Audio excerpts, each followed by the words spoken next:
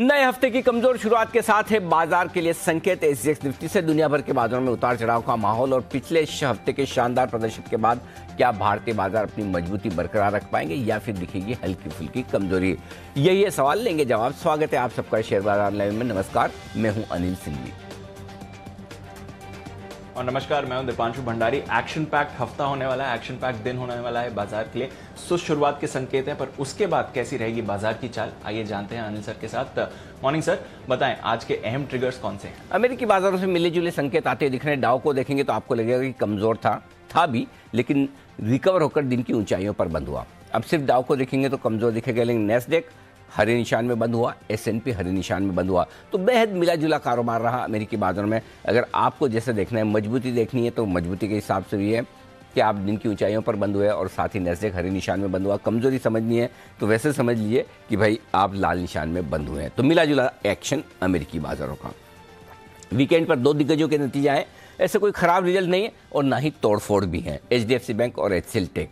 आज आएंगे UltraTech cement के नतीजे। कैश मार्केट में कुछ कंपनियां हैं, Tata Steel Long products, angel one और साथ ही सोनाटा सॉफ्टवेयर जैसी कंपनियां हैं जिनके आज नतीजे आने वाले हैं। लेकिन कल से नतीजों का सीजन ज़्यादा जोर पकड़ता हुआ आपको नजर आएगा। जी बिजनेस की एक और बड़ी और एक्सक्लूसिव खबर पर लगती हुई मुहर। 2 बार हमने ये खबर दी कि पहले फ्रंट एयरबैग्स कंपल्सरी होंगे और उसके बाद गाड़ियों में 6 एयरबैग्स लगाना कंपल्सरी होगा। मुहर लग चुकी है, नोटिफिकेशन आ चुका है सरकार की तरफ से, यानी कि अब हर गाड़ी 6 एयरबैग के साथ बिकेगी। ये हमारी बड़ी और एक्सक्लूसिव खबर मुहर लगती हुई। तो दीप, हमारी टीम, हमारे रिपोर्टर्स सोच समझकर काफ़ी मशक्कत के बाद आपको वो खबरें लेने की कोशिश करते हैं जो सही और सटीक साबित हो। जी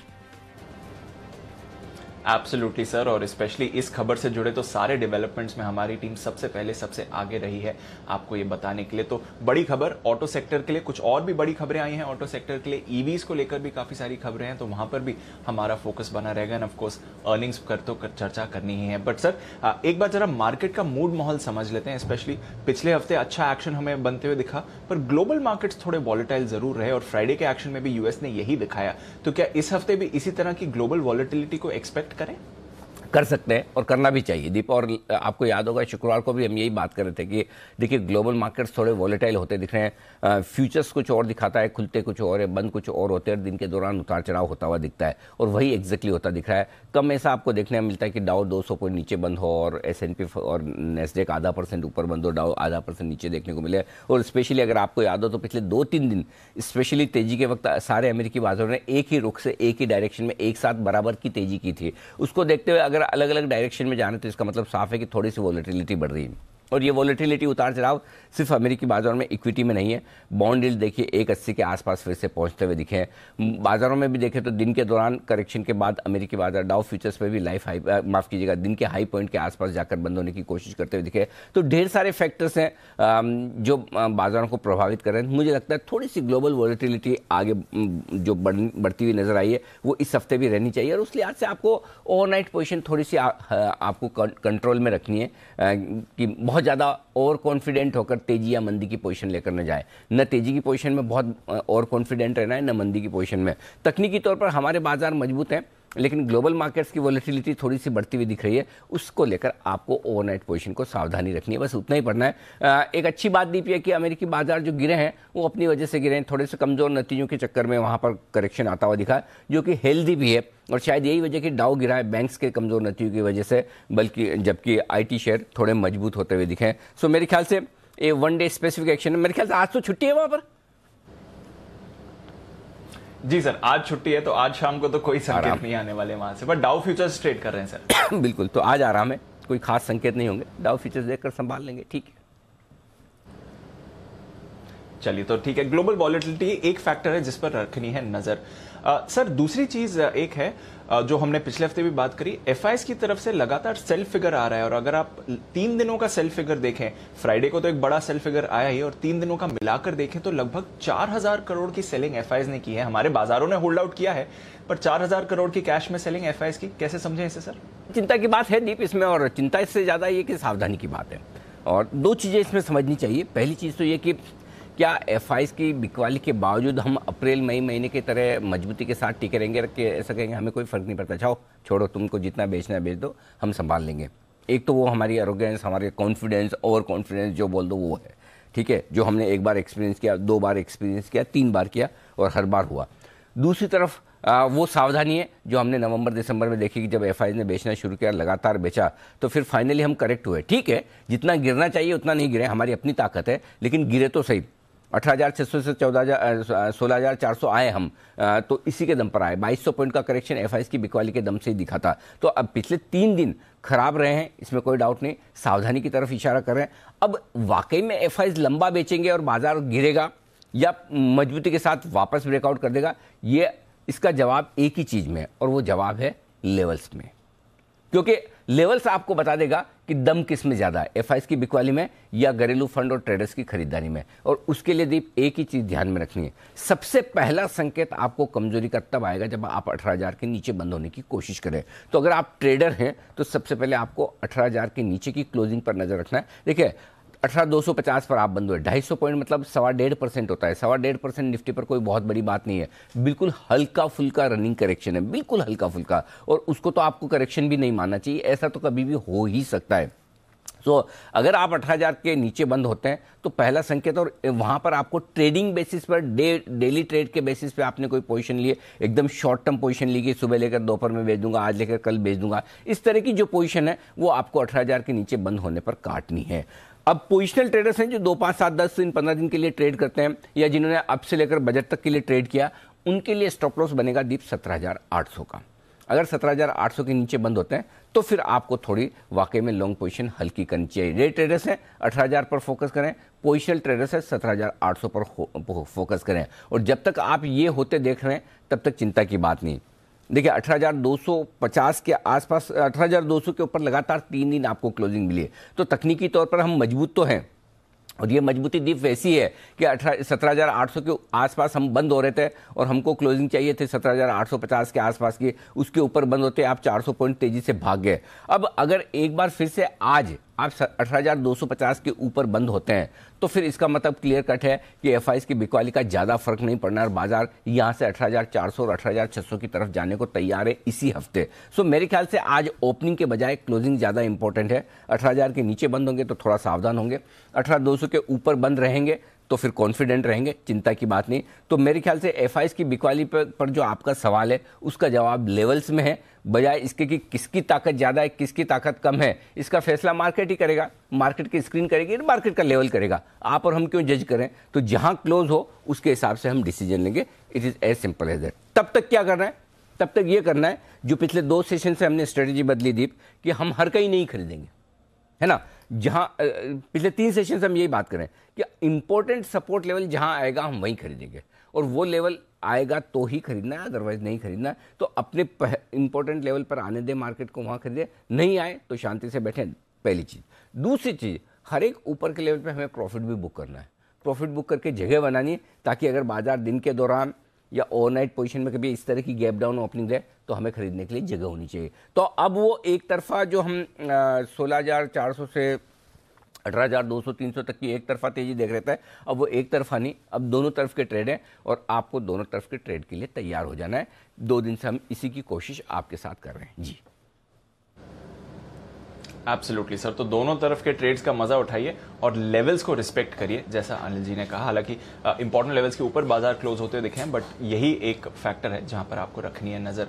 अच्छा सर, नतीजों का भी काफी रिएक्शंस आने वाले हैं, और भी खबरों के रिएक्शन है, और आईटी बायबैक जिस पर हम सबसे पहले एक्सक्लूसिव रिसर्च लेकर आए थे, टीसीएस का बायबैक भी, और आज आप इस पर एक स्पेशल पाठशाला भी लेकर आ रहे हैं, तो जरा व्यूअर्स को इसके बारे में भी थोड़ी झलक तो दीजिए। दीप, एक्चुअली इरादा शुक्रवार को ही करने का था, और शुक्रवार को मैं आपको क्लोजिंग शो में बता भी रहा था कि हम सोमवार को हम टीसीएस को लेकर आपको कुछ बड़ी चीज़ बताने वाले हैं, और वो बड़ी चीज़ यही है। आपको याद होगा जब पिछली बार हमने टीसीएस का बायबैक आया था, हमने उस पर एक पाठशाला की थी, आधा घंटे का स्पेशल शो किया था, और लोगों ने बहुत पसंद किया, और उसमें टीसीएस के बायबैक को लेकर सारे आपके जितने सवाल थे वो दूर हुए। आज फिर से, क्योंकि अब टीसीएस का बायबैक लोग जानना समझना चाहते हैं कि कैसे बायबैक में पार्टिसिपेट करें, आज शेयर खरीदेंगे तो बायबैक में दे पाएंगे नहीं, देंगे तो कितने एक्सेप्ट होंगे, कितने बच जाएंगे, बायबैक में भाग लेना मुनाफेदार है कि नहीं है, अच्छा बायबैक करना है तो कैसे करना है, एक अकाउंट से कितने शेयर जा सकते हैं, अलग अलग कोटा क्या है, कितनी कमाई हो सकती है, रिस्क क्या है, ये जो आपके 50 सवाल है, उसके सारे जवाब 11 से 11:30 के बीच में आपको मिल जाएंगे जब हम टीसीएस बायबैक की पाठशाला करेंगे। मैं और नेहा होंगे, हम दोनों मिलकर ये आपके लिए पाठशाला लेकर आने वाले हैं।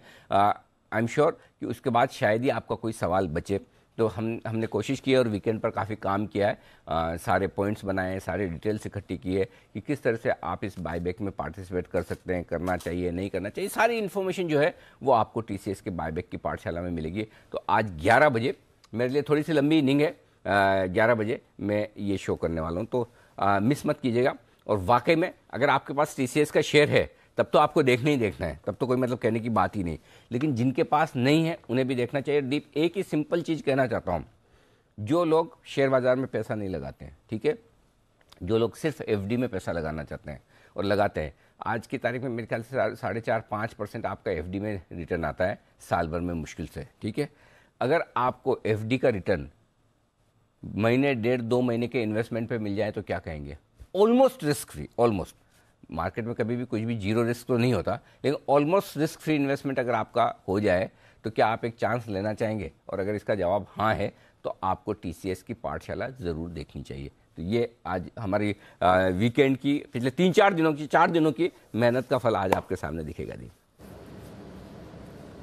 एब्सोल्युटली सर, तो लुकिंग फॉरवर्ड टू इट। 11 बजे टीसीएस बायबैक की पाठशाला, इसे आप जरूर मिस ना करें। और वीकेंड की आपने बात निकाली सर, तो एक आपका थोड़ा पुराना वीडियो काफी वायरल हुआ इस वीकेंड और उसमें काफी सारी इंटरेस्टिंग चीजें आपने बताई, लोगों को पसंद भी आई। कुछ लोग थोड़ा बोल भी रहे हैं कि सिर्फ गुजरातियों के कंट्रीब्यूशन की आपने मार्केट में बात करी हो, जानना चाह रहे हैं, थोड़ा इसके बारे में बताएं सर। मुझे भी फोन आया कुछ लोगों के, क्या आपका एक वीडियो वायरल हो। मैंने कहा मैंने तो ऐसा कभी कुछ कहा नहीं। फिर मुझे जब किसी ने फॉरवर्ड किया, देखा, और फिर मैंने हर्ष गोयनकर साहब का ट्वीट भी देखा तो पता चला ये तो 2018 का वीडियो जब हम दिल्ली से शो किया करते थे उस ज़माने का है।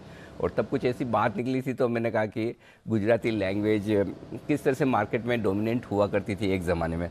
और जो लोगों ने शायद अब पूरा ढंग से न सुना हो या उस बैकग्राउंड में न सुना हो, उनको बता दूं कि ये बात उस ज़माने की है जब रिंग सिस्टम होता था, आउटक्राई सिस्टम होता था, बीएससी की रिंग होती थी, तो वहाँ पर जब आपस में सौदा करते हैं। आजकल तो ऑनलाइन है, कौन किसको खरीद रहा है, बेच रहा है, आप एफआई से ट्रेड कर रहे हैं कि एल्गो ट्रेड कर रहे हैं, क्या कर रहे हैं, कुछ पता नहीं चलता है। इतनी वो एकदम सीक्रेसी है क्योंकि ऑनलाइन ट्रेड है। उस ज़माने में दीप ऐसा है कि आप और मैं ट्रेड करें, मुझे पता है मैंने दीप से ट्रेड किया है, दीप को पता है, मतलब हर आदमी एक दूसरे को पर्सनली जानता था। और तब जो वहाँ की मार्केट की लैंग्वेज होती थी वो गुजराती लैंग्वेज होती थी। और इसलिए चाहे मतलब राकेश झुंझुनवाला जैसे दिग्गज जो उस समय मार्केट में जाते थे वो भी गुजराती बोलते थे, सब लोग बोलते थे। तो इसलिए उस समय तक की लैंग्वेज ये थी। वक्त के साथ चीज़ें बदलती है। आज लैंग्वेज का कोई बैरियर नहीं है, ज्योग्राफी का कोई बैरियर नहीं है। अमेरिका में बैठ के लोग इंडिया में मार्केट्स ट्रेड करते हैं, तो वक्त के साथ बदल गई। इसलिए वो वक्त अलग था। और मेरा जो वीडियो में पर्सपेक्टिव था वो उस ज़माने का था कि उस ज़माने में गुजराती आना आपको ज़रूरी है अगर आपको रिंग में जाकर ट्रेड करना है। वो आज नहीं है, तो काफ़ी लोग उससे परेशान भी हो रहे हैं। तो प्लीज़ किसी की तारीफ़ करना मतलब ये नहीं किसी को नीचा दिखाना है। सबका अपना अपना कंट्रीब्यूशन है, चाहे वो दक्षिण भारत से कोई हो, चाहे पंजाब से कोई हो, कोई राजस्थान से हो, सबको वो एक वक्त था। इसलिए मैंने उस पर्सपेक्टिव में कहा। और कुछ लोगों को अच्छा लगा, थैंक यू, और कुछ लोगों को नहीं भी लगा तो दिल पे न लें। आप लोगों का भी कंट्रीब्यूशन बहुत बढ़िया है। सब लोग जो आदमी स्टॉक मार्केट में इन्वेस्ट कर रहा है, जो ट्रेड कर रहा है, हर एक की अपनी स्किल्स है और सबकी स्किल का सम्मान है, ऐसा नहीं है। और मैं तो किसी के लिए ख़राब तो कह भी नहीं रहा, कुछ लोगों के लिए अच्छे ही कह रहा हूँ। इसका मतलब ये नहीं कि दूसरों के लिए ख़राब है, दूसरों के लिए भी उतना ही अच्छा है। और उस ज़माने की बात, बट हाँ ये ज़रूर है कि जो एक कल्चर गुजरात ने शुरू किया इक्विटी का, वो पूरे देश भर में फैला। कभी कोई लीड लेता है, कभी कोई लीड लेता है, वक्त के साथ है। एक ज़माना था दीप, आपको याद है, हिंदुस्तान में क्रिकेट टीम में अगर आपको एज ए बैट्समैन शामिल होना है तो आपको मुंबई का होना ज़रूरी है ना। सारे बैट्समैन मुंबई से निकलते थे। आज देखिए मुंबई के बैट्समैन ही नहीं है, बहुत मुश्किल से हैं। आज सारे बैट्समैन कर्नाटक और दिल्ली से निकलने लगे हैं। तो वक्त के साथ चीज़ें बदलती है, मार्केट भी बदला है, बेहतर हुआ है, बड़ा हुआ है, ब्रॉड हुआ है। इसलिए ये है सारा। तो चलिए अच्छा है, काफ़ी लोगों को पसंद आया और उस पर्सपेक्टिव में था, ठीक है जी। बिल्कुल सर, तो चलिए बहुत लोगों को पसंद आया। और जैसा अनिल जी ने कहा कि ये एक कॉन्टेक्स्ट में उन्होंने बताया था सर। इनफैक्ट वो एक छोटी सी बाइट भी हमारी टीम ने रखी हुई है, एक बार सिर्फ वो कॉन्टेक्स्ट समझने के लिए देख लेते हैं एग्जैक्टली क्या कहा था सर ने। વધારે વધારે લેવાનું, ઘટાડે ઘટાડે વેચવાનું, मतलब बढ़ते बढ़ते हुए शेयर को और खरीदो और गिरते गिरते हुए शेयर को और बेचो। सुनने में तो बड़ा अच्छा लग रहा है। गुजराती लैंग्वेज ये अच्छी है, इतनी मीठी है, बहुत बढ़िया है। पहले तो आपको अगर स्टॉक मार्केट में आना है तो पहली कंडीशन ही यही है कि आपको गुजराती आनी चाहिए। जिसको गुजराती नहीं आती वो स्टॉक मार्केट में सक्सेसफुल हो ही नहीं सकता, इम्पॉसिबल। पहली चीज, चाहे आप साउथ इंडियन हो, चाहे मारवाड़ी हो, चाहे कहीं से भी हो, गुजराती आना जरूरी, क्योंकि रिंग में जाकर अगर आप गुजराती नहीं बोलेंगे सौदा ही नहीं कर सकते। जरूरी है, जैसा अनिल जी कह रहे हैं। अगर रिंग में आप उस समय ट्रेडिंग करते थे तो उस समय की ये बात बता रहे हैं। बट चलिए सर, और एक्चुअली मजा आया और बता दो वीडियो देखकर और नई चीज भी हमने कहना सीखी। चाहता हाँ हूं सर, इसमें कि ये शायद रिएक्शन उन लोगों के जो 1970-75 के बाद पैदा हुए, जिन्होंने रिंग नहीं देखी है, रिंग वालों से कभी वो मिले नहीं, समझे नहीं। ये भी एक लाइफ टाइम एक्सपीरियंस है जो समझना चाहिए, मिलना चाहिए पुराने लोगों से जो रिंग में गए। और आप बिलीव नहीं करेंगे, शेयरों के नाम अलग तरीके के होते थे। मतलब कभी है ना, मतलब उनको जैसे फॉर एग्जांपल टाटा मोटर्स है, टाटा मोटर्स को कभी टाटा मोटर्स नहीं बोला जाता था, बोला जाता था लोको, ठीक है। रिलायंस को विमल बोला जाता था, टिस्को को ऑर्डिनरी बोला जाता था। प्लस इशारे होते थे उंगलियों में कि कितना आपको ट्रेड करना है, कितना नहीं ट्रेड करना है। तो वो एक टाइम था जब अलग तरीके से कामकाज होता था, जब डिजिटल नहीं था, ऑनलाइन नहीं था, कंप्यूटर नहीं थे। आज वक्त के साथ चीज़ें बदल गई है, तो वो पुरानी चीज़ें, पुरानी यादें हैं, उनको याद करके मज़ा आता है। सिंपल यही बात है जी। एब्सोल्युटली सर, और हमें भी नई चीजें सीखने को मिलती हैं जब आप ऐसी पुरानी यादें शेयर करते हैं। तो चलिए, मजा आया सर। पर आज के सेटअप पर आते हैं फिर। बताएं सर, आज कहां पर है आपकी नजर? खरीदारी के अच्छा, आज के पहले ट्रिगर्स बता दूं। ट्रिगर्स के लिहाज से ग्लोबल संकेत मैंने न्यूट्रल साइड पर रखे हैं। एफआईज के संकेत हल्के नेगेटिव साइड पर हैं। घरेलू फंड्स के संकेत पॉजिटिव साइड पर हैं। वायदा कारोबार के संकेत न्यूट्रल हैं। सेंटिमेंट और ट्रेंड अभी भी पॉजिटिव है, इसमें कोई दिक्कत नहीं। 18,125, 18,175 ये दिन के लिए सपोर्ट जोन है। 18,000 और 18,050 मजबूत खरीदारी की जगह, जहां पर अगर आज बाजार आए करेक्शन के दौर में तो फिर डेफिनेटली आपको खरीदारी करनी चाहिए। ये आप जो सपोर्ट जोन है वो 18,000, 18,050 लिखें, नहीं कि 18,000, 18,125। आई थिंक मेरे ख्याल से ये लेवल जो आ रहे हैं ये शुक्रवार के आ रहे हैं, शायद अपडेट आपने नहीं किया, शुक्रवार के लेवल्स आ रहे हैं, ये मुझे याद है। तो आज के लेवल्स अलग है। 18,125, 18,175 दिन का सपोर्ट जोन है, और इसके नीचे जो स्ट्रॉन्ग बाय जोन है वो 18,000, 18,050 के ऊपर 18,250, 18,275 निफ्टी के लिए ऊपरी रेंज है जिस पर आपको फोकस करना है। और इसके पार निकले तो 18,300, 18,375 यहाँ पर आपके लिए प्रॉफिट बुकिंग आने की संभावना है। अब आइए बैंक निफ्टी। 38,025, 38,150 ये दिन के लिए सपोर्ट जोन लेकर चलें आप, और इसके नीचे 37,750, 37,925 मजबूत खरीदारी की जगह मानकर चलना चाहिए आपको। ऊपर कितना जा सकते हैं? 38,475, 38,600 हल्की फुल्की रुकावट है। इसके पार निकलकर अगर पहुंचे ऊपर तो 38,725, 38,850 प्रॉफिट बुकिंग और बिकवाली की जगह। तो ये बड़े जोन है दीप, जिन पर आपको रखनी है नजर। Understood sir. दिन की ट्रेडिंग रेंज क्या रहेगी? ट्रेडिंग रेंज रहेगी दीप 18,175, 18,275, छोटी वाली रेंज। खुलेंगे आप 18,175 के आसपास, ठीक है। उसके बाद जो मीडियम रेंज है वो है 18,125, 18,300। बड़ी रेंज के तौर पर 18,050, 18,375 को लेकर चलें, ये आपके लिए बड़ी रेंज हो जाएगी। बैंक निफ्टी 38,025, 38,475 दिन की छोटी रेंज है। 37,850, 38,725 मीडियम रेंज है। 37,700, 38,850 दिन की बड़ी रेंज है, ये मानकर चलें। तो ये सारी की सारी रेंज है जिस पर आपको करना है फोकस। छोटी, मीडियम और बड़ी रेंज यहाँ पर ध्यान में रखें निफ्टी और बैंक निफ्टी। अगर बाकी डेटा पर फोकस करें, एफआईज की लॉन्ग पोजीशन घटी है 1%, ठीक है, कंफर्टेबल 66% के आसपास। पुट कॉल रेशियो अच्छे से घटकर आया है दीप, ये बढ़िया दिख रहा है, ये काफ़ी लाइट और कंफर्टेबल हुआ है। 1.48 से घटकर 1.25, तो ये अच्छा संकेत है। आज कमज़ोर बाजार में आप हेवी नहीं है पोजीशंस पर, ये ध्यान रखें। इंडिया विक्स 1% घटा, ये भी कंफर्टेबल है जी। चलिए, तो डेटा से कंफर्ट है और सारे बड़े लेवल्स और रेंज भी आपके पास है। अब बताएं सर, मौजूदा पोजीशंस वालों को आज क्या करना है? स्टॉप लॉस दीप देखिए, दो तरीका है स्टॉप लॉस लगाने का लॉन्ग पोजीशन में। एक तो सिंपल है कि आप 18,000 का लगा दो 250 पॉइंट के रिस्क के साथ, ठीक है।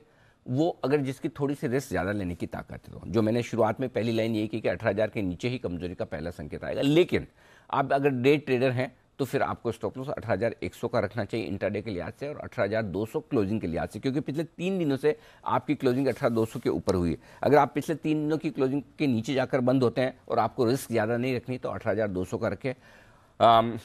कल आपको याद होगा हम शुक्रवार को हम बात कर भी रहे थे कि अगर 100-125 पॉइंट नीचे और खुले निफ्टी अगर गलती से सोमवार को, तो वहाँ पर आपको एवरेज करना चाहिए, तो ही आप लॉन्ग पोजीशन लेकर जाएं, अदरवाइज सोमवार आके खरीदें। तो जिन लोगों ने लिया वो 100-125 पॉइंट अगर नीचे मिलता तो और ऐड करना चाहिए, लेकिन फिर भी डिसिप्लिन के तौर पर अगर आपको ये नहीं करना है और पोजीशन ऐड करने की ताकत नहीं, तो 18,100 यानी कि शुक्रवार के लो के नीचे निकलने पर आपका स्टॉप लॉस होना चाहिए। अगर आप मेरी मानेंगे, पूछेंगे, तो मैं कहूँगा और 250 पॉइंट की रिस्क रखने की ताकत है तो स्टॉप लॉस 18,000 ही रखें, उसके पहले ना रखें।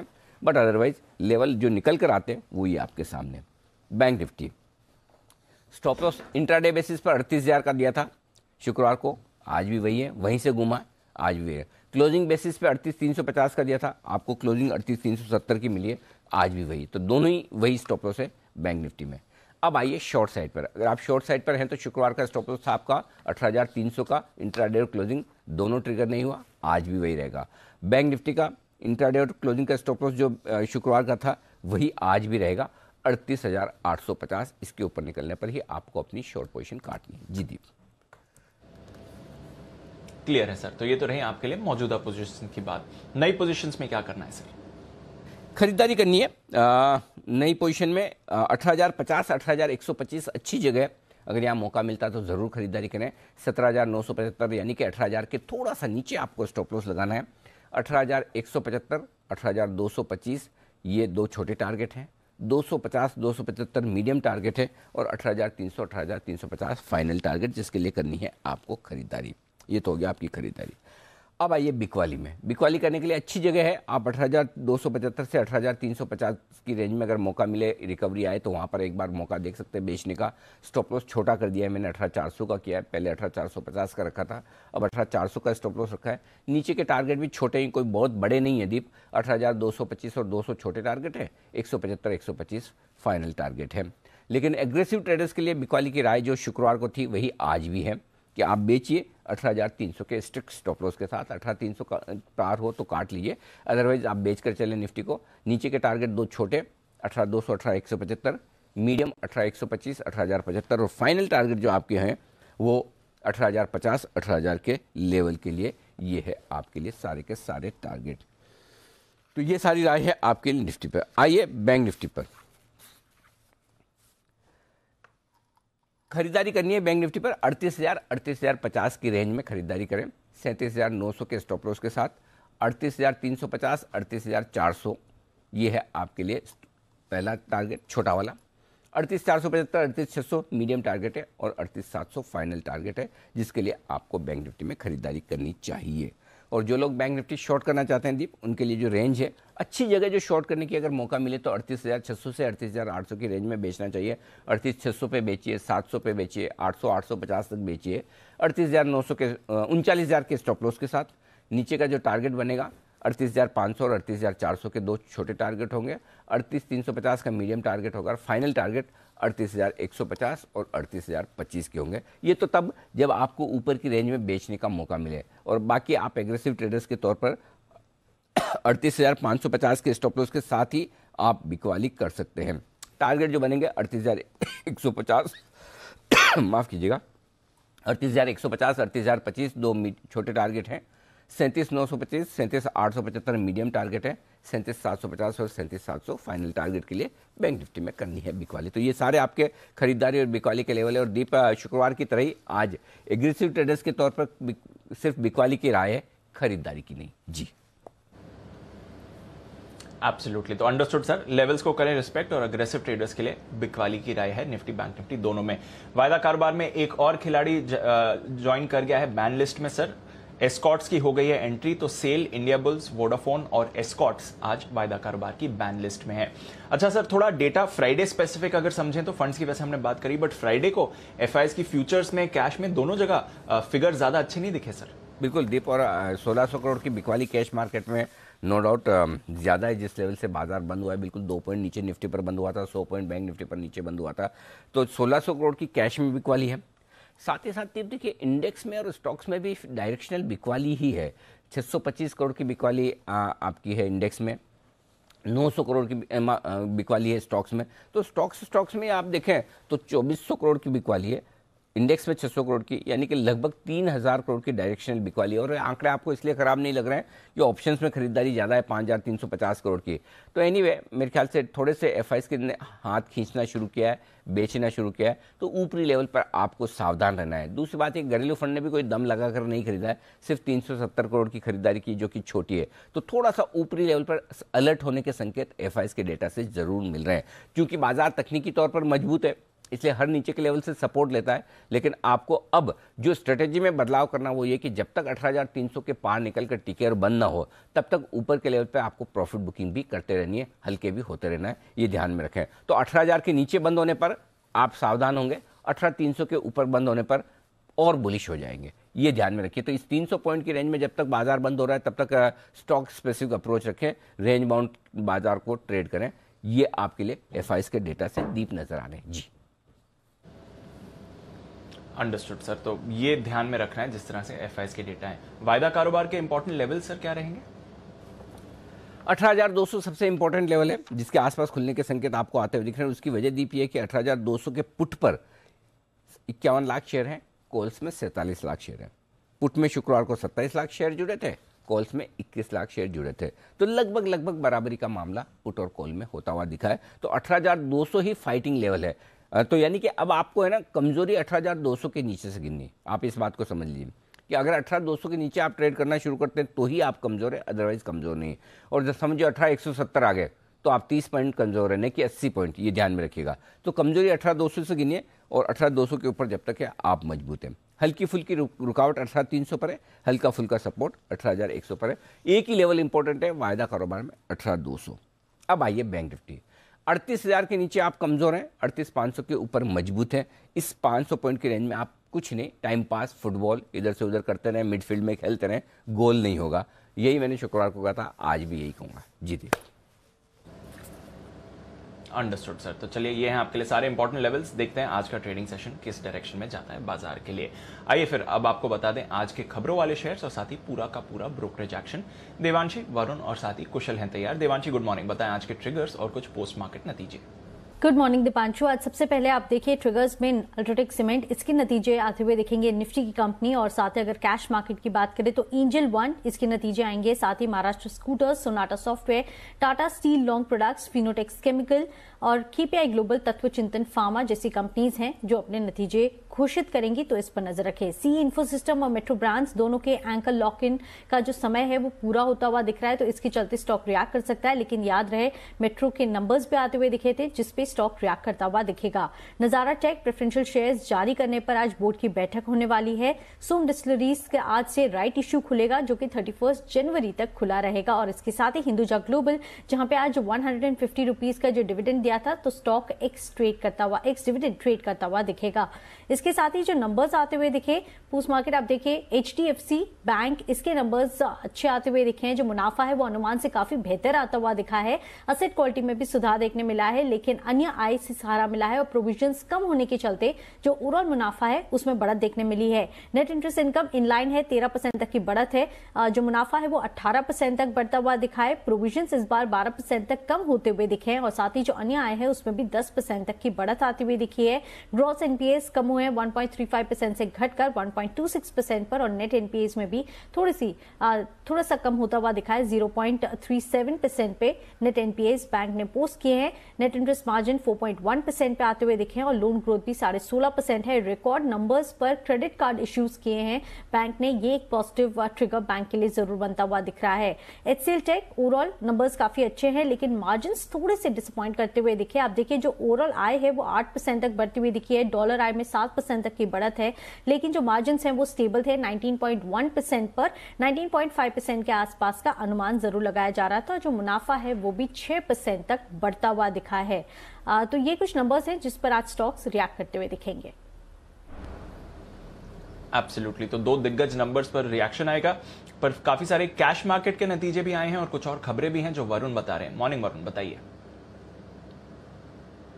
गुड मॉर्निंग दीप। तो सबसे पहले यहाँ पे टेम्पलेट नतीजे अच्छे हैं। कंपनी की जो रेवेन्यूज है करीब 92% बढ़ी है और मार्जिन देखिए 8.8% से बढ़ के 11.3% और मुनाफा 33 करोड़ से बढ़ के सीधे 95 करोड़ पे आया है। तो यहाँ पे रिएक्शन देखने मिलेगा। मेट्रो ब्रांड्स हाल ही की लिस्टेड कंपनी, नतीजे बेहतर है। रेवेन्यूज 59% बढ़े हैं। एबिटा मार्जिन 32.3% से बढ़ के 34.7%। मुनाफा जो है करीब 65 करोड़ से बढ़कर 101 करोड़ पे आया है। और इस कंपनी ने एक अपडेट भी दिया है कि भारत के लिए फुटवेयर ब्रांड फिट फ्लॉप के साथ इन्होंने स्ट्रेटेजिक करार जो है वो कर लिया है और सभी फॉर्मेट्स में सेल्स और डिस्ट्रीब्यूशन के एक्सक्लूसिव राइट्स जो है वो अब इस कंपनी को मिल चुके हैं। इसके अलावा राणे मद्रास, बॉश, मिंडा इंडस्ट्रीज यहाँ पे नजर रखिएगा क्योंकि जी बिजनेस की खबर पर मोहर लगी है। गाड़ियों में जो 6 एयरबैग अनिवार्य करने के लिए ड्राफ्ट जो है वो जारी कर दिया गया है। सड़क परिवहन मंत्रालय ने नोटिफिकेशन इसके लिए जारी किया है। तो फिर से एक बार जी बिजनेस की खबर पर मोहर लगी है। हीरो मोटो यहाँ पे नजर रखिएगा क्योंकि एथर एनर्जी प्राइवेट लिमिटेड में 420 करोड़ तक का निवेश जो है ये कंपनी करने वाली है। प्रस्तावित निवेश के पहले एथर एनर्जी में इस कंपनी की करीब 34.8% के आसपास की हिस्सेदारी ऑलरेडी है। मारुति ने प्राइस हाइक का ऐलान कर दिया है। बढ़ते इनपुट कॉस्ट के चलते प्राइस हाइक इन्होंने लिया है। सभी गाड़ियों में करीब 1.7% के आसपास का वेटेज एवरेज प्राइस हाइक जो है कंपनी ने ले लिया और 15 तारीख से प्राइस हाइक जो है वो लागू हो चुके हैं। इसके अलावा भी ऑटो कंपनीज और साथ ही साथ जोमेटो जैसी कंपनीज पे नजर रखेगा क्योंकि दिल्ली में राइड एग्रीगेटर्स और डिलीवरी सर्विस देने वाली कंपनियां जो है उनके लिए ईवी के नए नियम लागू हुए हैं और ईवी का इस्तेमाल करना इनके लिए अनिवार्य होगा। अगले 3 महीनों में कुल इनके जो 2 व्हीलर्स है उसमें से करीब 10% जो है वो ईवी रहनी चाहिए और 4 व्हीलर्स में 5% ईवी रहनी चाहिए और FY23 तक यानी कि मार्च 2023 तक कुल 2 व्हीलर्स में से 50% ईवी होनी चाहिए और 4 व्हीलर्स में से 25% होनी चाहिए ईवी। इस तरह का नोटिफिकेशन जो है वो दिल्ली में आया है। तो इसके चलते ऑटो कंपनीज और जोमेटो जैसे डिलीवरी ऐप्स पे नजर रखिएगा। एब्सोल्युटली। और ऑटो कंपनीज के लिए ढेरों खबरें आज हैं। कुछ और खबरें ऑटो कंपनीज की और अन्य खबरें देवांशी के पास वापस चलते हैं। उसके लिए देवांशी बताएं। बिल्कुल, आप देखिए आज ईवी के लिए काफी सारी खबरें आती हुई दिख रही हैं और ये ऑटो कंपनीज जो ईवी होंगी उसके लिए काफी पॉजिटिव खबर आती हुई दिख रही है कि सरकार ने जो ईवी चार्जिंग इंफ्रा है उसके लिए नई गाइडलाइंस जारी कर दी हैं। बिना किसी लाइसेंस के कोई भी पब्लिक चार्जिंग स्टेशन लगा सकता है। पब्लिक ईवी के लिए इंफ्रास्ट्रक्चर में 2 चरणों में यहाँ पे रोल आउट्स किए जाएंगे और साथ ही आप देखिए जो घरेलू खपत है उसी टैरिफ पर आपको चार्जिंग स्टेशन का भी जो बिल है वो आते हुए दिखेंगे, जो कि काफी पॉजिटिव है। घर, ऑफिस वगैरह में आप ईवी चार्जिंग स्टेशन जो है वो लगा सकते हैं और ईवी जो है अपनी जो गाड़ियां हैं वो चार्ज कर सकते हैं, जो कि काफी पॉजिटिव है उन कंपनीज के लिए, पावर कंपनीज के लिए भी। आप देखिए जो कि नए आप ईवी सेगमेंट में चार्जिंग स्टेशन में आप एंट्री करना चाहते हैं। हिंदुजा ग्लोबल के लिए पॉजिटिव खबर है। बोर्ड ने 1000 करोड़ के बायबैक को मंजूरी दे दी है और इसके साथ ही जो NXT डिजिटल है वो अपना डिजिटल और मीडिया कारोबार हिंदुजा ग्लोबल को ट्रांसफर करती हुई दिखेगी। ये हालांकि एक रिलेटेड पार्टी ट्रांजैक्शन होगा लेकिन इंपॉर्टेंट होगा हिंदुजा ग्लोबल के लिए और NXT डिजिटल के लिए भी, क्योंकि ये स्वैप रेशियो के हिसाब से होता हुआ दिखेगा। इसके साथ ही IOC पर आपको नजर रखनी होगी, जहां पे सिटी गैस डिस्ट्रीब्यूशन के लिए 7000 करोड़ तक का जो अधिकतम निवेश है वो कंपनी करती हुई दिखेगी और कंपनी को हाल ही में गैस डिस्ट्रीब्यूशन ऑक्शन में करीब 9 बोलियां कंपनी ने जीती थी। इसी के चलते फर्दर इन्वेस्टमेंट्स करने की जो प्लान है वो कंपनी की तरफ से आ रहे हैं। सीक्वेंस साइंटिफिक, मनीष गुप्ता ने MD और CEO के पद से इस्तीफा दे दिया है। अन्य अपॉर्चुनिटीज की तलाश कर रहे हैं और इसी के चलते ये रेजिग्नेशन उन्होंने दिया है, तो इस पर आपको नजर रखनी है। और साथ ही NBCC जहां पे दिसंबर के महीने में 592 करोड़ के जो बिजनेस ऑर्डर्स हैं वो कंपनी को मिलते हुए दिखे थे। आखिर में बिरला कॉर्पोरेशन पर आप नजर रखें, जहां पे LIC ने तीसरी तिमाही में कंपनी में करीब 1.02% जो हिस्सा है वो खरीदा था, तो इस पर भी आज आप फोकस करके चल सकते हैं। एब्सोल्युटली। और बिरला कॉर्प तो हमारे कई एक्सपर्ट्स के रेडार पर भी रहा है, हमने भी कई बार इस पर चर्चा करी है, तो नजर रखते हैं इस काउंटर पर। आइए नतीजों पर और खबरों पर ब्रोकरेजेस का क्या कहना है ये भी एक बार जान लें FIR में।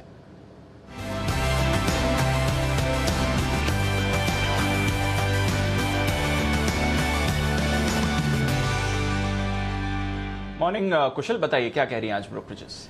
मॉर्निंग दीपांशु, देखिए नतीजे जो है आते हुए नजर आए थे दिग्गज कंपनियों के, जिसमें सबसे पहले HDFC बैंक पर काफी सारे रिपोर्ट्स आई हैं। इंपॉर्टेंट वंस मैं आपको बता देता हूं। CLSA यहां पर खरीदारी की राय के साथ 2025 के टारगेट्स दे रहे हैं। ये मान रहे हैं कि यहां पर जो एसेट क्वालिटी है वो उसने बाजार को बीट करते हुए नजर आया है, तो ये डेफिनेटली पॉजिटिव है। और साथ ही जो रिटेल और कमर्शियल ग्रोथ रहे हैं वो भी आगे चलकर काफी ज्यादा मजबूती के साथ कारोबार कर सकते हैं। तो HDFC बैंक पर CLSA की ये राय है। साथ ही जेफरीज यहां पर इन्होंने खरीदारी की राय बरकरार रखी है और टारगेट्स 2070 से बढ़ाकर 2160 रुपए किए हैं। और JP मॉर्गन आप देखिए, इन्होंने ओवरवेट रेटिंग की बरकरार रखने के साथ साथ टारगेट यहां पर भी इंक्रीज किए हैं। 1820 रुपए पहले ये टारगेट हुआ करता था, अब 2100 रुपए के टारगेट ये दे रहे हैं। और साथ ही अगर आप देखें तो यहां पर जिस तरह की गोल्डमैन सैक्स पर राय आती हुई दिखी है, यहां पर इन्होंने खरीदारी की राय तो बरकरार रखी है, पर लक्ष्य जो है 2000 से घटाकर 1963 रुपए के ये दे रहे हैं। HCL टेक दूसरी कंपनी, यहां पर CLSA की आउट परफॉर्म की रेटिंग रही है। हालांकि टारगेट इन्होंने 1470 से घटाकर 1450 किया है।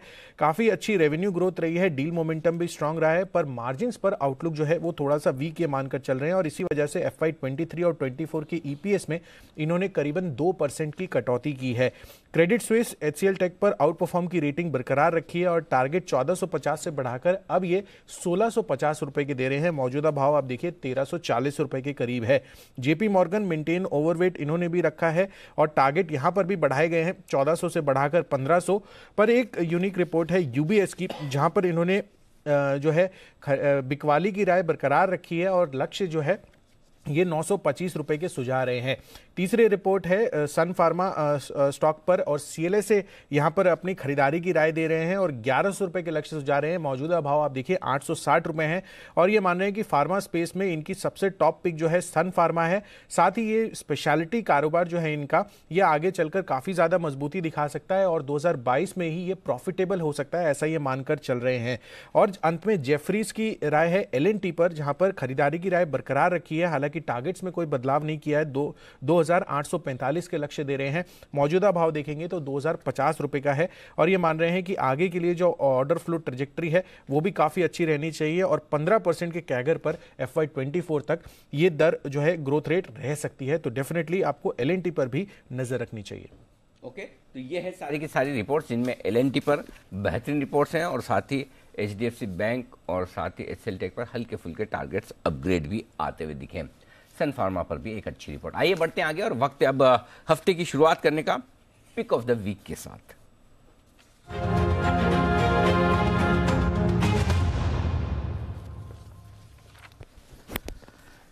स्वागत है आप सबका। कुणाल जी, राकेश जी और बाकी सुमित जी, हमारे बाकी सारे मेहमान भी जुड़ने की तैयारी में। बंसल जी, करिए शुरुआत पिक ऑफ द वीक। सुप्रभात अनिल जी, मेरा पिक ऑफ द वीक है हिंदुस्तान पेट्रोलियम। HPCL पर खरीदारी की राय है, ये मेरा पिक ऑफ द वीक 316 316 है। स्टॉप लॉस 344 344 के लक्ष्य के लिए HPCL is my pick of the week. Sell में करनी है खरीदारी, ये राय है बंसल जी। कुणाल जी, आपको क्या पसंद है? Good morning.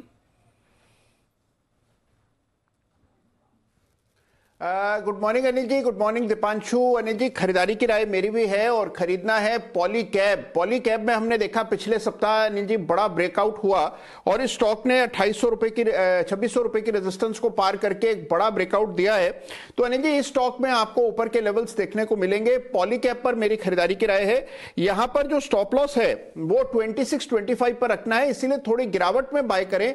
नीचे आता है तो खरीदारी करें। 2625 का स्टॉप लॉस रख लें और ये स्टॉक जो है 2850 2900 के लेवल से आपको दिखाएगा। तो गिरावट में पॉलीकैब में मेरी खरीदारी कराएं। गिरावट में खरीदारी करना चाहते हैं, इसके लिए आपकी सुविधा के लिए कुणाल जी हमने एक काम किया है, 50 पॉइंट नीचे SGX निफ्टी को किया हुआ है ताकि आप नीचे में खरीदने का मौका ढूंढ सकें। 2625 2650 की रेंज में खरीदना चाहते हैं कुणाल जी, अब वो आएगा कि नहीं आएगा, हमारे काम SGX निफ्टी तक सीमित है, आगे की आप जाने। आइए सुमित जी तैयार है? Good morning. Good morning Anil ji, good morning. Anil ji, pick of the week के तौर पे जो स्टॉक चूज करना है वो है फार्मा सेक्टर का सन फार्मा। सन फार्मा के अंदर लास्ट वीक हमें एक ब्रेकआउट देखने को मिला है। इस ब्रेकआउट का मूव इस हफ्ते में देखने को मिलना चाहिए। 850 860 के बीच में सन फार्मा में खरीदारी करें। 835 का नीचे के अंदर स्टॉप लॉस लगाना है। ऊपर के अंदर मेरे को लग रहा है कि सन फार्मा में 890 रुपए से लेकर 900 रुपए तक के टारगेट जल्दी ही देखने को मिलने चाहिए। खरीदारी करें सन फार्मा 890 से 900 रुपए के टारगेट्स के लिए। ओके, तो ये है आपके लिए सन फार्मा में खरीदारी करने की राय। जैन साहब गुड मॉर्निंग, बताएं सर इस हफ्ते का शेयर। Very good morning Anil ji. First of all तो आपने आज डिस्कस कर ही लिया था सुबह, जो कल आपका वीडियो वायरल हुआ और मजा आया कि हर्ष गोयनका जी ने वीडियो को शेयर किया था। बड़ा मजा आया पढ़ के और सुन के। इनफैक्ट मुझे याद है वो शो याद था जब कुणाल जी और राकेश जी स्कूल बॉय की तरह दिखते थे और वहां पे बैठते थे स्टूडियो में। अभी प्रोफेसर की तरह हो गए? हाँ, अभी प्रोफेसर जैसे दिखने लगे? दिख रहे थे वहां पे एकदम। ट्वीट पे लोगों ने बोला भी कह रहे तो बहुत छोटे दिख रहे हैं, कब का वीडियो है। एंड ये अनिल जी उस टाइम की बात है, उस टाइम पे जब जी बिजनेस मतलब नया जो एकदम वो जोश में आना शुरू किया था। आई थिंक ये जून जुलाई की बात है 2018 if I am not mistaken.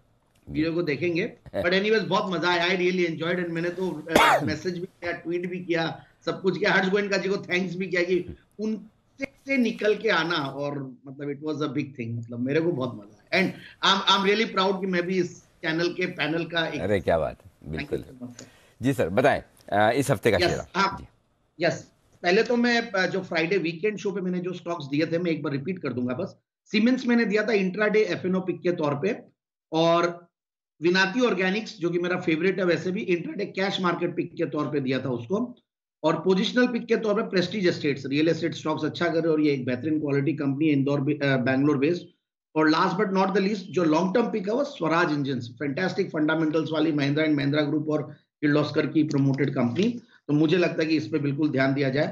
अब मैं जो स्टॉक अब जो बताने जा रहा हूं वो है इस हफ्ते के लिए पिक ऑफ द वीक में। मुझे लगता है कि Shri cement can really do well. Cement stocks वैसे बहुत ज्यादा परफॉर्म नहीं किए हैं और बहुत ज्यादा अच्छे रिजल्ट्स भी आने की उम्मीद नहीं है, बट फिर भी मुझे लगता है कि आने वाले दिन बहुत बढ़िया रहेंगे। और बजट के पहले हाउसिंग सेक्टर को लेकर कोई भी पॉजिटिव चीजें आती हैं तो मुझे लगता है कि Shri cement can be a very good beneficiary. Garware technical fibres 3300 रुपया वाला है, ये भी मेरा वैसे जेम स्टॉक रहा हुआ है। और गरवारे हाईटेक तो उससे कंफ्यूज ना करें, तो मैं इसलिए 3322 रुपए पे जो क्लोज हुआ गरवारे टेक्निकल फाइबर्स बड़ा वाला वो रेकमेंड कर रहा हूं। Lux industries already textile stocks हम सब ने रेकमेंड किया वन आफ्टर दी अनदर, और टाटा कंज्यूमर ये स्टॉक्स। और एचडीएफसी बैंक में लिख के लाया था बट मुझे लगता है कि आज मैं वैसे रेकमेंड नहीं करूंगा क्योंकि ठीक ठाक रिजल्ट्स आए तो हो सकता है एक बार गैप अप के साथ भी छोटा बहुत ऊपर खुले। But Shri cements, Garware technical fibres, lux industries and Tata consumer products. तो ये है आपके लिए सारे के सारे स्टॉक्स जो जैन साहब को पसंद है। 4 शुक्रवार के और 4 आज के, कुल मिलाकर 8 स्टॉक हैं जो जैन साहब को पसंद है। उसमें से एक निकाल लो, हाँ 8। Shri cement, Garware technical, lux industries और टाटा सन्स, ये है टाटा कंज्यूमर, माफ कीजिएगा। ये सारे स्टॉक्स आज के लिए पसंद है। आइए जय टक्कर भी हमारे साथ हैं तैयार। जय गुड मॉर्निंग, बताएं आपकी पसंद का शेयर इस हफ्ते के लिए। Very good morning to you Anil ji. Anil ji pick of the week जो मैंने चुना है वो है Bank of India Anil ji, जो करीब लास्ट 54.40 के आसपास क्लोज हुआ था अनिल जी। इसके मेरे टारगेट्स है 60.50 के, स्टॉप लॉस रहेगा 51.30 का। एक बहुत ही अच्छा, अगर हम वीकली मंथली चार्ट देखें अनिल जी, तो एक बहुत ही अच्छा बुलिश वैश पैटर्न फॉर्म हुआ है एंड एक पॉजिटिव डाइवर्जेंस भी ये स्टॉक में देखने मिला है। लास्ट वीक हमें थोड़ा बहुत लास्ट 4-5 दिनों में कंसोलिडेशन या तो करेक्शन देखने मिला। I think it should be taken as a buying opportunity. ऊपर में लगभग 55 रुपए 80 पैसे तक गया था, वहां से अभी लो कर नीचे में लगभग 54 रुपए तक आया है जी। तो I think this dip should be utilise as a buying opportunity. Positionally मुझे ऐसा लग रहा है कि 60 रुपए 50 पैसे तक के एक अच्छे मूव देखने मिल सकते हैं एंड एक अच्छा 1:2 का रिस्क रिवॉर्ड भी यहाँ पे बन रहा है। सो बैंक ऑफ इंडिया रहेगा मेरा pick of the week. Cash call जय की तरफ से बैंक ऑफ इंडिया, इस पर करनी है खरीदारी पिक ऑफ द वीक के लिए। आइए फिर कुछ स्टॉक्स हैं जो आज रिएक्ट करने वाले हैं, नतीजों पर भी हम रिएक्शन देखने वाले हैं, 2 दिग्गजों का और कुछ कैश काउंटर्स का। उन्हीं पर पहले कर लेते हैं चर्चा। सुमित जी, एचसीएल टेक के बारे में बताइए। नतीजे अच्छे रहे हैं, मार्जिन स्टेबल है, हमने थोड़े एक्सपेंशन की उम्मीद करी थी पर मार्जिन स्टेबल्स हैं, और कांस्टेंट करेंसी ग्रोथ जो इनकी आई है वो दमदार रही है। 12 साल में हाईएस्ट कांस्टेंट करेंसी ग्रोथ दिखाई है, तो ये एक अच्छा फैक्टर जरूर है। चार्ट्स क्या कहती हैं एचसीएल टेक? दीपांशु, मुझे तो आईटी सेक्टर पूरा मजबूत दिखता है। आईटी सेक्टर में कोई भी डिप आता है तो उसमें खरीदारी करना है, एग्जिस्टिंग पोजीशंस होल्ड रख के चलना है। जहां तक एचसीएल टेक का सवाल है, एचसीएल टेक जैसे ही ऊपर के अंदर 1370-75 का लेवल तोड़ेगा तो आप मान के चले 100 से 150 रुपए का move immediately short to medium term में एचसीएल टेक में देखने को मिल सकता है। जिन्होंने पोजीशंस बनाई है वो लोग होल्ड करें। कोई भी डिप आता है लोअर लेवल्स पे 1310 1320 तक तो खरीदारी करें। ऊपर में इमीडिएट टारगेट 1370 से 1380 के होंगे। उसके बाद 1450 से 1500 रुपए तक के लेवल भी आने वाले दिनों में HCL टेक में देखने को मिलेंगे। खरीदारी करके चले, अच्छा मूव देखने को मिलेगा। ओके, खरीदारी करके चलते हैं और अच्छी मूव देखने को मिल सकती है HCL टेक, इस पर रखें नजर।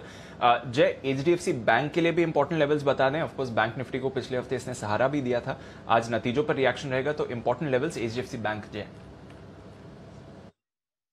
बिल्कुल, दीपांशु, HDFC बैंक में नीचे में 1520 के आसपास के जो लेवल्स है वो बहुत ही इंपॉर्टेंट है, वो होल्ड करना जरूरी है HDFC बैंक में दीपांशु।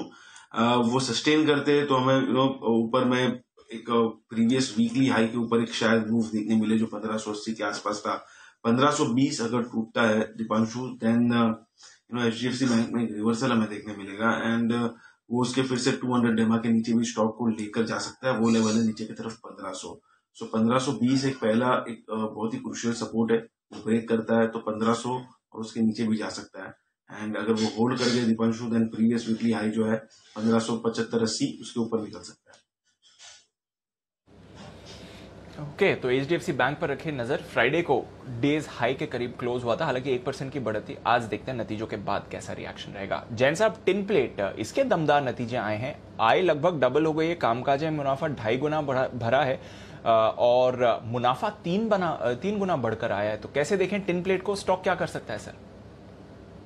नहीं, देखिए स्टॉक तो वैसे नीचे के लेवल से तो मार्केट के साथ ये भी अच्छा ऊपर आया और मेटल स्टॉक्स में थोड़ी वॉलेटिलिटी जरूर रही है, but yes, fantastic pedigree, fantastic company. मैंने जैन साहब के जेम्स में भी दिया है, SPL मिड कैप में मैंने भी दिया और हमारे पैनल में सभी दे रहे हैं। तो मेरे हिसाब से देखिए ये स्टॉक जब भी नीचे आए तो लेने का है। आज तो मुझे लगता है कि जिस तरीके के रिजल्ट है तो अच्छा खासा ऊपर खुलता तो एंट्री नहीं लेनी है उस लेवल पे, हमें नीचे वेट करना है। हर चीज रिजल्ट्स के बाद एक बार अच्छा रिजल्ट आएगा, तूफानी रिजल्ट्स आते तो ऊपर जाते हैं और ये रिजल्ट्स एक्चुअली में बहुत ज्यादा अच्छा है इनके। अगर आप कंपेयर करो दिसंबर टू दिसंबर, तो आई थिंक जिन्होंने ले रखा वो होल्ड करके रखे और जिनको एंट्री लेनी है वो थोड़ा सा नीचे आने पे इंतजार करे, क्योंकि 33 करोड़ के पैट के सामने 95 crore highest ever I think quarterly profits company ने दिए हैं। तो गजब के रिजल्ट्स आए हैं। तो मेरे हिसाब से नीचे आने पे कोई दिन आता है, ऐसा नहीं है कि मौका नहीं मिलेगा। कोई भी दिन मेटल स्टॉक्स या ये सब टूटते हैं तो नीचे आने पे लेने की कोशिश। ओके, तो थोड़ा नीचे के लेवल्स पर लें क्योंकि ऑलरेडी स्टॉक में थोड़ा रनअप भी आ गया और नतीजे भी दमदार हैं, बट स्टॉक अच्छा है और परफॉर्मेंस भी बढ़िया रही है इनकी। कुणाल जी, मेट्रो ब्रांड्स लिमिटेड डेटा होगा सर आपके पास, आज 1 महीने का लॉक इन खत्म हो रहा है, बट मोर इंपॉर्टेंटली नतीजों पर रिएक्ट करने वाला है ये, और इनके भी नतीजे ठीक ठाक ही रहे हैं सर। आय में अच्छी बढ़त है, कामकाजी तौर पर भी अच्छी प्रदर्शन रहा है। मेट्रो ब्रांड्स के चार्ट्स पर कोई राय? देखिए, जैसा आपने कहा दीपांशु, डेटा बहुत सीमित है, लेकिन एक ब्रेकआउट आया था 500 रुपए के ऊपर और अब इसका लॉक इन समाप्त हो जाएगा तो हो सकता है आपको थोड़ी बहुत गिरावट देखने को मिले। लेकिन मुझे ऐसा लगता है कि 495-500 के आसपास एक सपोर्ट बना है और बहुत संभावना है कि सपोर्ट वायलेट नीचे की तरफ नहीं होगा। 500 का लेवल अगर ये स्टॉक होल्ड करता है तो फिर इसमें और ऊपर के लेवल्स देखने को मिलेंगे। इसका जो पूरा पीयर ग्रुप है उसमें हम तेजी देख रहे हैं, तो मुझे लगता है ओवरऑल स्टांस यहां पर बुलिश रखना चाहिए, गिरावट पर खरीदारी कराए। ओके, तो गिरावट पर खरीदारी की राय है, जरूर नजर रखें मेट्रो ब्रांड्स पर भी। आज एंकर लॉक इन भी खत्म हो रहा है तो डबल फैक्टर पर यह स्टॉक आज रिएक्ट करने वाला है। पर जैन साहब, रानी मद्रास, बॉश, मिंदा जैसी कंपनीज के लिए अच्छी खबर हमने सबसे पहले बताई थी जी बिजनेस के एक्सक्लूसिव की। बड़ी गाड़ियों में 6 एयरबैग्स अब कंपलसरी होने वाले हैं और उसी पर ड्राफ्ट नोटिफिकेशन भी जारी कर दिया गया है। राय दें सर इन कंपनीज पर, ऑलरेडी खबर भी आ गई है, मुहर लग गई है हमारी खबर पर, अब क्या चाल रहेगी इनकी?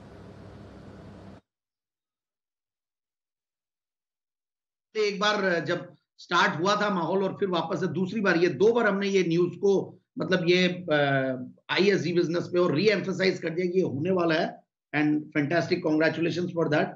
तो मुझे लगता है देखिए रानी मद्रास ठीक है, बॉश पे मुझे ज्यादा भरोसा है, मतलब ठीक है ज्यादा बड़ी कंपनी है, रानी मद्रास तो अच्छा करेगी और बार बार जब भी ऐसा न्यूज आता है तो ये सारे स्टॉक्स तो ऊपर करेंगे, but Bosch is at good levels, I think अच्छा करेक्टेड लेवल्स भी है, तो it can be a good time to enter the stock. और ये बहुत बड़ा चेंज है, देखिए एक एक गाड़ी में आई थिंक आपके 7-8 हजार रुपए का एक्स्ट्रा रेवेन्यू शुरू हो जाएगा, और वो भी देखिए इतना, और जिस तरीके से ईवीज की पॉपुलैरिटी है, जिस तरीके से गाड़ियों की डिमांड अभी बढ़ रही है और रूरल कंजम्पशन जो बढ़ेगा, और मुझे लगता है कि देखिए ये बड़ा मूव है एंड ये दोनों कंपनियों के लिए बहुत बड़ी पॉजिटिव न्यूज है। अब देखते हैं किस तरीके से लोग खुलते हैं, बट बॉश जहां पे भी मिले, कोई खराब दिन आए, मौका देख के एंट्री लेने की बिल्कुल कोशिश करनी चाहिए। बहुत अच्छे लेवल्स पे अभी भी है, आज अगर नॉर्मल खुले तो बिल्कुल खरीदना चाहिए।